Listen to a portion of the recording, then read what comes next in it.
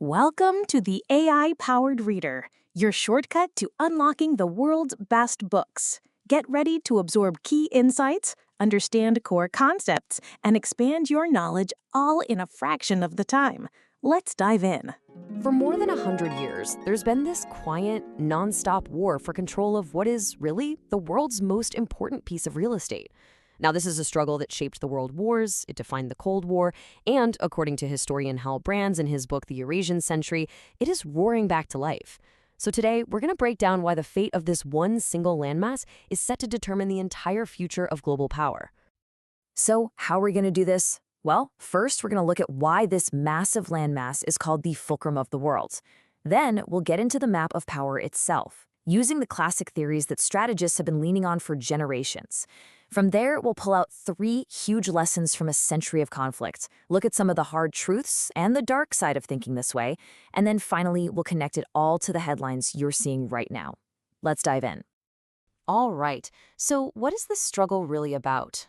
It's the big comeback of great power competition, all focused on the supercontinent of Eurasia.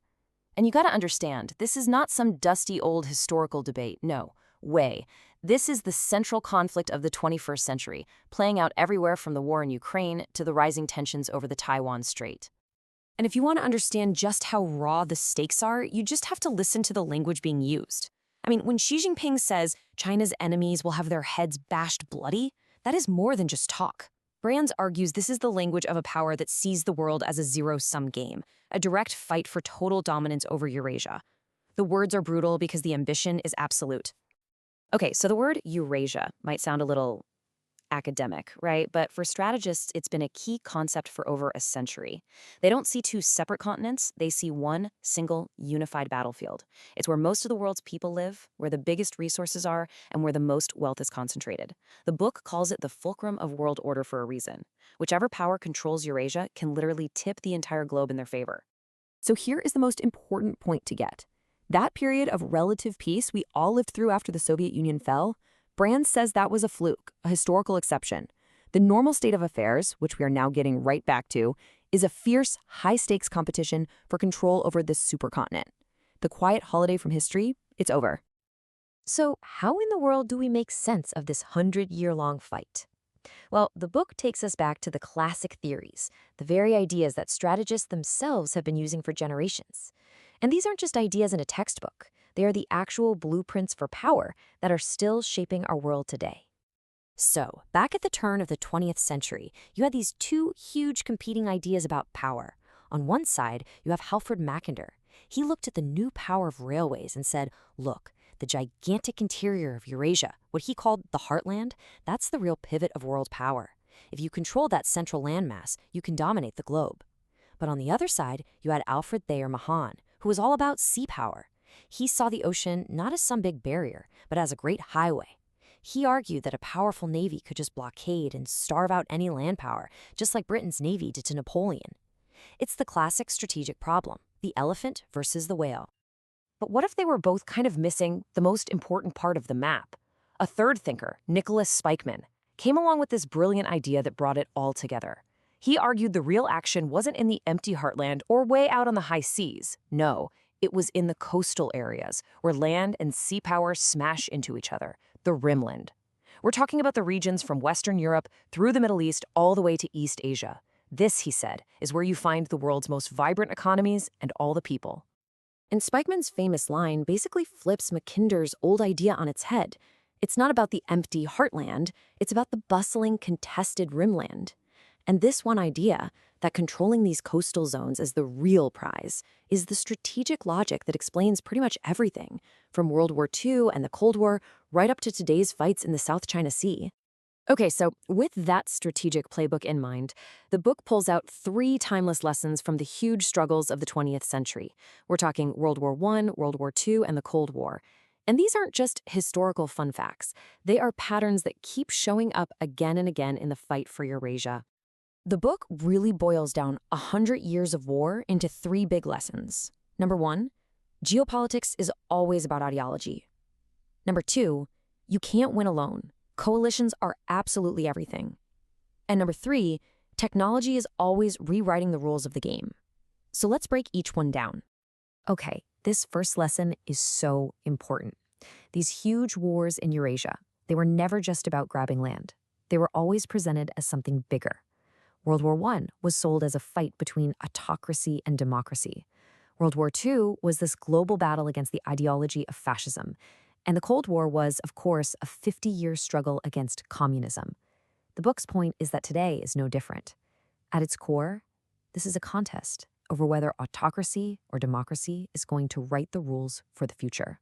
The second lesson is that sea powers, countries like Britain and the United States, can't win this fight by themselves.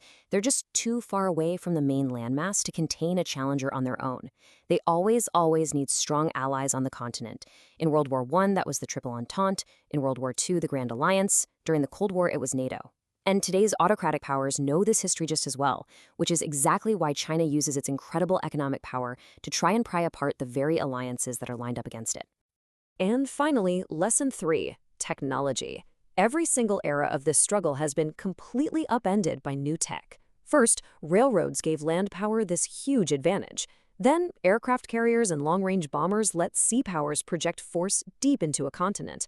Then in 1945, the atomic bomb introduced this terrifying new logic to how countries deal with each other. During the Cold War, the West used its edge in information tech to offset the Soviet Union's sheer size. And that brings us to right now. The race for AI, for cyber weapons, for hypersonic missiles, it's not just another arms race. It's the thing that's going to decide who has the decisive edge in the next chapter of the Eurasian century. Now, it's really easy to get caught up and see the entire world through this one geopolitical lens. But the book is actually very careful to point out that while this way of thinking is incredibly powerful for explaining things, it also has a really dark side. So let's look at the strengths, the dangers, and some of the really hard truths that come with this framework. The strength of this geopolitical view is its clarity. It makes things make sense, but it's got a real dark side. First, these big, grand theories can be twisted to justify just horrific acts of aggression. Second, to win, you often have to make some really ugly moral compromises, like teaming up with one monster to take down an even bigger one. And finally, this way of thinking exposes a fatal flaw in autocratic systems, something the book calls the dictator's trap. And to see this dark side in action, you don't have to look any further than a guy named Karl Haushofer. He took Mackindor's ideas about the heartland and he completely weaponized them. He basically provided the intellectual cover for the Nazi idea of Lebensraum, or living space. He argued that Germany had a right to expand through murder and mayhem, a phrase that is just chilling because it became a horrific reality. His own story ends in tragedy. After his son was killed for being part of a plot to assassinate Hitler, Haushofer took his own life, leaving a note that just said, "I want to forget and to be forgotten." And this brings us to a really, really tough question that the book deals with directly. Can you use ugly, illiberal actions to achieve a liberal goal, like freedom? The book's answer, looking back at history, is a very reluctant yes. Allying with a tyrant like Stalin was absolutely essential to defeating Hitler, and partnering with Mao's brutal regime in the 1970s was a critical move that helped weaken the Soviet Union. The argument is that in this high-stakes game for Eurasia, these painful, morally messy choices are often unavoidable. But here's a huge weakness of autocracy, the dictator's trap.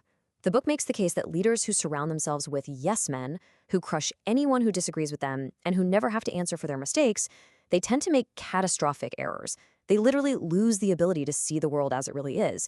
And Brands points to Vladimir Putin's disastrous initial invasion of Ukraine, which was based on this totally false belief that the country would just collapse in a few days, as the perfect modern example of how a dictator who's been in power for a long time gets more aggressive, but actually less competent over time. So after a century of these theories and all this conflict, where does that leave us today? Well, that brings us to the book's final, and I think its most urgent lesson for our time. The book wraps up with this powerful warning, drawn from 100 years of bloodshed. The absolute worst moments in the Eurasian century happened when democracies waited too long to stand up to rising autocratic powers. They let them get too strong, and the price of fighting their way back onto a hostile continent was always horrific. The final lesson is that it is always better to deal with a threat early than to wait until it's too late. So the question the book leaves us with isn't if we'll have to pay a price to keep the world stable. The real question is, what price are we willing to pay right now to avoid having to pay an unthinkable one down the road? That's all for this episode of the AI-Powered Reader. We hope today's summary sparked new ideas and brought you valuable insights. If you enjoyed what you heard, please subscribe wherever you get your podcasts and consider leaving a review. It really helps others discover the show. Until next time, keep learning, keep growing, and keep reading, or rather listening.